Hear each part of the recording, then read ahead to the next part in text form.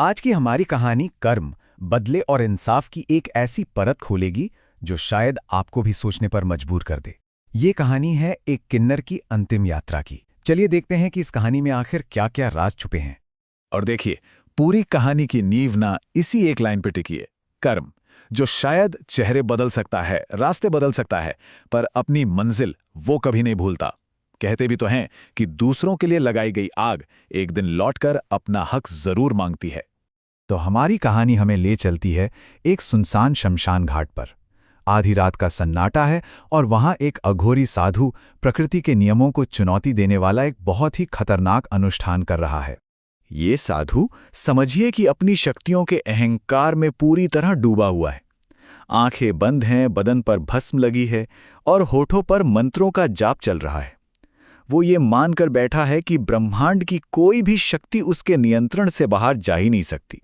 लेकिन वो कितना गलत था। तभी कुछ ऐसा होता है जिसकी उसने कल्पना तक नहीं की थी।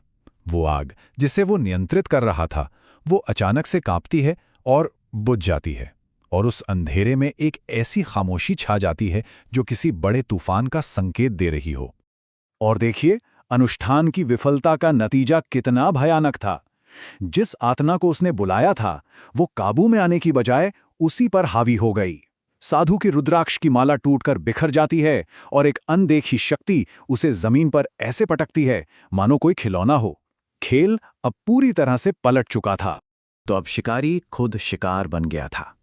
एक ऐसी ताकत उसके पीछे थी जिसका न कोई चेहरा था, न कोई नाम, बस एक मकसद था, बदला। साधु जब किसी तरह अपने आश्रम लौटता है ना, तो उसके पैरों तले जमीन खिसक जाती है। सब कुछ तहस नहस हो चुका था। लेकिन सबसे अजीब बात यह थी कि तबाही सिर्फ उसके आश्रम में हुई थी। गांव के किसी और घर को एक खरोच तक नहीं आई थी। ये कैसा तूफान था जिसका निशाना सिर्फ एक था?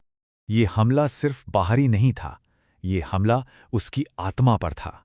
सालों की तपस्या से कमाया हुआ ज्ञान, वो सारे मंत्र जो उसकी ताकत थे, सब एक एक करके उसकी याददाश्त से मिटने लगे। वो अंदर से एकदम खोखला हो चुका था, पूरी तरह शक्तिहीन। इसी बेबसी के आलम में ना, हवा में एक नाम गूंजता है, अश्विनी। ये नाम उसके जहन में एक नया सवाल खड़ा कर देता है, क्योंकि जिस आत्मा को उसने चिता से बुलाया था, उसका नाम अश्विनी नहीं था। तो फिर ये कौन थी? जब साधु वापस शमशान घाट पहुंचता है तो उसे पता चलता है कि वो चिता तो अपराजिता नाम की एक किन्नर की थी। एक तरफ अपराजिता और दूसरी तरफ अश्विनी, दो नाम, एक रहस्य। ये गुत्थी उसे जैसे पागल किए दे रही थी। अब ये डर उसे भरी महफिल में भी नहीं छोड़ रहा था।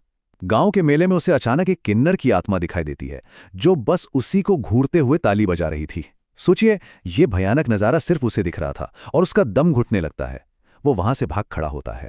हर रहस्य की जड़ कहीं ना कहीं अतीत में ही होती है, और इस मामले में भी ये कोई अनजाना हमला नहीं था, बल्कि यह साधु के ही एक ऐसे गुनाह का नतीजा था जिसे वो कब का भुला चुका था।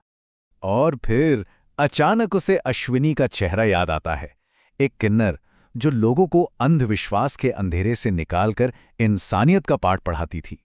उसकी बढ़ती हुई इज्जत और लोकप्रियता साधु और उसके साथियों के लिए एक खतरे की घंटी बन गई थी। साधु ने अपनी सत्ता बचाने के लिए सबसे आसान रास्ता चुना। उसने अश्विनी को डायन घोषित कर दिया। उसे जंजीरों में जकड़कर घसीटा गया, और जब वो अपनी बेगुनाही की दुहाई दे रही थी, साधु के बस एक इशारे ने उसे जिंदा जलवा दिया।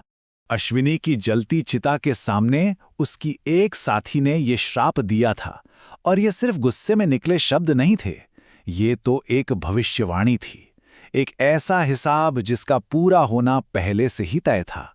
और अब समय था उस श्राप के सच होने का, कर्म के चक्र के पूरा होने का, और एक ऐसे अंत का जिसकी किसी ने कल्पना भी नहीं की होगी। जिस गांव ने अश्विनी की मौत पर चुप्पी साध ली थी, अब उसे उसकी कीमत चुकानी थी। उसी मेले में एक जोरदार धमाका होता है और जश्न का माहौल पल भर में मातम में बदल जाता है। श्राप ने अपना काम शुरू कर दिया था।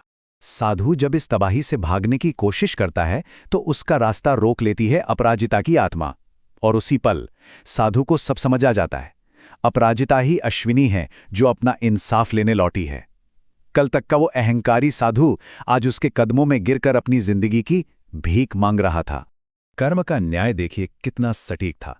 जैसे अश्विनी की चीखें अनसुनी कर दी गई थीं, ठीक वैसे ही साधु के रहम की भीख को नजरअंदाज कर दिया गया। उसे उसी चंदन की लकड़ियों से बनी आग में जलाया गया और ठीक उसी तरह चिता पर फेंका गया। इंसाफ, बिल्कुल जैसे को तैसा। अपराजिता की आत्मा साधु को हवा में उठाकर जलती चिता में फेंक देती है। उसकी चीखें हवा में गूंजती हैं, बिल्कुल वैसी ही जैसी सालों पहले अश्विनी की गूंजी थी। आज कर्म का चक्र पूरा हो गया था। कहानी तो यहां खत्म हो जाती है, पर अपने पीछे एक सवाल छोड़ जाती है। जो हुआ उसे कर्म का चक्र कहा जाए या एक भयानक गुनाह के लिए दिया गया उतना ही भयानक न्याय? इसका जवाब शायद सबके लिए अलग अलग होगा। सोचने वाली बात है ना?